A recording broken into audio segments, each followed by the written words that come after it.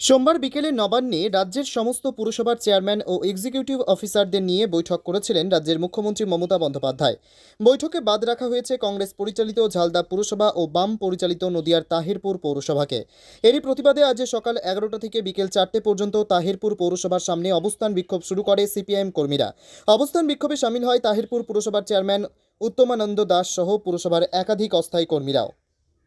আপনাদের যে এই আজকের অবস্থান বিক্ষোভ, রাজ্যের দুই পুরসভার কর্তৃপক্ষকে ডাকলেন না মুখ্যমন্ত্রী বৈঠকে, কি বলবেন? যেটা বলার বিষয় এটা হচ্ছে আমাদের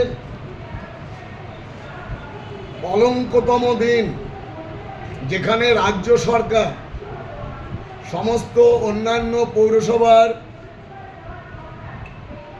যারা আর কি পৌর প্রশাসনের দায়িত্বে আছেন, পৌর প্রধানদের নিয়ে মিটিংয়ে বসছেন, সামগ্রিক সেই পৌর অঞ্চলের নাগরিক পরিষেবা, নাগরিক উন্নয়ন সমস্ত কিছু নিয়ে সেখানে আমাদের ডাকলেন না।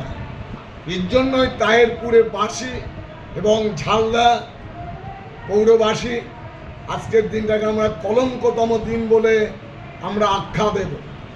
কারণ আমরা দুটো পৌরসভা, হয়তো ঝালদা হয়তো তাদের কংগ্রেস বা অন্যান্য গোষ্ঠীর সঙ্গে সম্পর্কযুক্ত, আর হচ্ছে আমাদের তাহিরপুর পৌরসভা বামপন্থী পৌরসভা হয়তো আমাদের সেইভাবে বাদ দিয়েছে।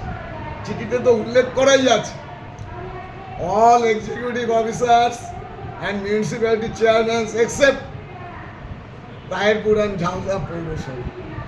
তাহলে এটাকে আমি বলবো না যে সংবিধানের জায়গাটা কোথায়? প্রত্যেকটা চিঠির ক্ষেত্রে কিন্তু কতগুলো নিয়মাবলীগুলো থেকে থাকে, মেমোরান্ডাম দেওয়া, সরকারি চিঠিতে কখনো অন্য কোনো পৌরসভাকে সেভাবে বাদ দিয়ে করা যায় না।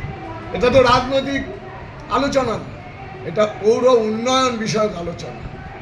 আমরা চাই আমাদের আগামী দিনে এই ধরনের যদি পৌর উন্নয়নকে কেন্দ্র করে যদি মিটিং যদি না করা হয়, আমরা উন্নয়নের জন্য আমরা আন্দোলনে নামব, বৃহত্তর আন্দোলনে নামব।